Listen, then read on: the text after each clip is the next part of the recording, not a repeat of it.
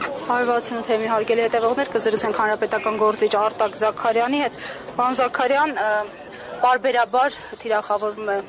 քաղաքական առաջնորդը, ձեր քաղաքական առաջնորդը, երրորդ նախագահը, իշխանությունները այս անգամ ինչ են ուզում եւ պատահական եք համարում ընտրված ժամանակահատվածը նախընտրական, թե հենց միտումնավոր է։ Չէ, թիրախավորում են, որովհետեւ ուժ են տեսնում եւ թիրախավորման հիմքում էլ որպես կանոն կամ շինծու բաներն են, խնդիրներն են կամ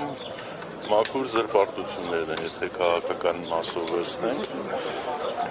Ընդհանուր առմամբ բնականաբար սպասելի պրոցես է, որևէ այսպես անակնկալներ որպես այդպեսին չկան։ Քաղաքական իմաստով բնականաբար պայքարը պետք է շարունակել եւ գլխավոր խնդիրը փոփոխության չի ենթարկվում։ Դա իշխանափոխություն է, որովհետեւ առանց դրա մենք Հայաստանի Հանրապետության ներկայի եւ ապագայի մարտահրավերներն ու սպառնալիքները չեզոքացնել եւ լուծել չենք կարողանալու։ Մենք հիմա էլ տեսնում ենք, թե դրանք գնալով ինչպիսի ավելի կարծր եւ ավելի ծանր բնույթ են ստանում։ Պարոն Զաքարյան, այս ընկալումը կա նաև ներընդդիմադիրեն շրջանակների մոտ, որոնք օրինակ ձեռքի հետ էլ թիրախավորում են օրինակ երրորդ նախագահին, անընդհատ ինչ-որ գրառումներ են անում երրորդ նախագահի մասին, ակնարկներ են անում բացուփակ, այս ընկալումը կա թե չկա իրենց մոտ, որ ժամանակ չկա, պետք է համախմբվել եւ այլն, պետք է փոփոխություն լինի։ Ներընդդիմադիր շրջանակ ասելով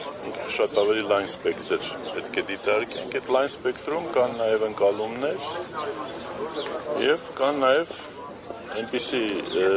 շրջանակներ կամ անհատներ, որոնց մոտ ընկալումը այլ դրսևորում ունի, ավելի շատ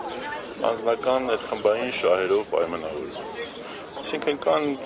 փոքր ուժեր, որոնք մանդատի կռիվ են անում եւ պատրաստ են այդ կռվի մեջ ներքաշվել նաև ընդդիմության դեմ պայքարելով, ընդդիմադիր այլ ուժերի դեմ պայքարելով։ Կան քաղաքական ուժեր, անհատներ, որոնք հասկանում են իրավիճակը եւ գնահատում են adekvat եւ պատրաստ են համախմբված ձևով միասնական ճակատով հանդես գալ։ Այսինքն մանդատի հերթական կռվին են պատրաստվում 2026 շրջանակներ, այո, որոշ շրջանակներ եւ առաջիկայում այդ շրջանակներն ավելի լայնանալու են։ Ցավոք, բայց նորից եմ ասում, դրանից խնդիրը չի փոխվում։ Դրանից խնդիրը չի փոխվում, Հայաստանի Հանրապետության առջև ծառացած խնդիրները դրանով չեն լուծվում, ընդհակառակը շատ ավելի բարդանում են, շատ ավելի կարծրանում են եւ ընդդիմությանը այսօր շատ անհրաժեշտ է լուրջ, լայնախոհ, շրջահայաց եւ համախմբված գործողություններ։ Բայց հաշվի առնելով այս հատկապես երկու խոշոր ընդդիմադիր ուժերի միմյանց միջև հերակա բանավեճը, միավորում դուք հավանական համարում եք։ Միավորում այո, հավանական համարում եմ, բանավեճն նորմալ է գնահատում։ Շնորհակալ ենք։